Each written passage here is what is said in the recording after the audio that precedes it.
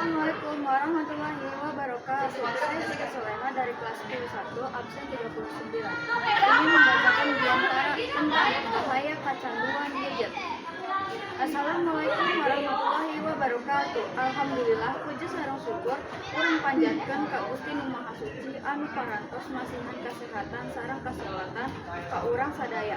Dugi katiasa kumpul dina ieu acara. Anu kusimkuring dipihormati Bapak Wali Kota Pak Suryana anu dipihormat, Ibu Wali Kota Ibu Yanti anu dipihormat, sareng sadaya pegawai sareng staf anu parantos kersa hadir. Isuk nyawang alam raya, angin seger nyentuh rasa rerencangan sadayana hayu denge carita anu kesingkuring dipikanya rerencangan sadayana anu hadir dina ieu acara dina kasempatan ieu singkuring bade ngadungikeun diantara ngeunaan bahaya kacanduan gadget. Rerencangan sadaya dina zaman ayeuna gadget parantos janten bagian tina kahirupan sapopoe. Gadget tiasa ngabantosan urang dina diajar, komunikasi sareng hiburan.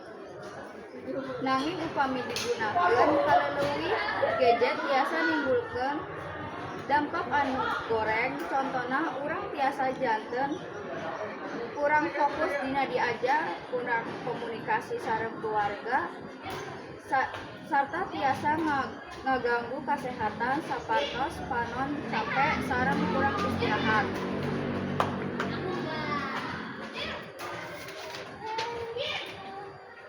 Selain eta, kecanduan gadget oge tiasa ngajadikeun urang kurang bersosialisasi jeung rerencangan di kahirupan nyata.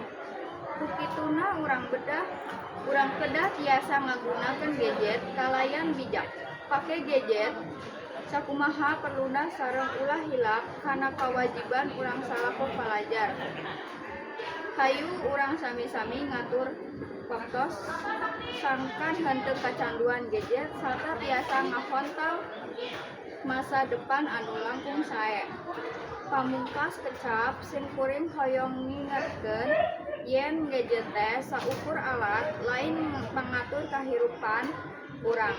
Ulah nepi ka urang di kawasan ku gadget, tapi urang anu kudu bisa ngawasan gadget. Hayu urang janten generasi anu pinter, bijak sarta tanggung jawab dina ngagunakeun teknologi. Isuk indit ka sakola mawa buku jeung pulgana ulah kacanduan gadget hatur nuhun sadayana. Hapunten bilih ayap kecap anu kirang merenah. Wassalamualaikum warahmatullahi wabarakatuh.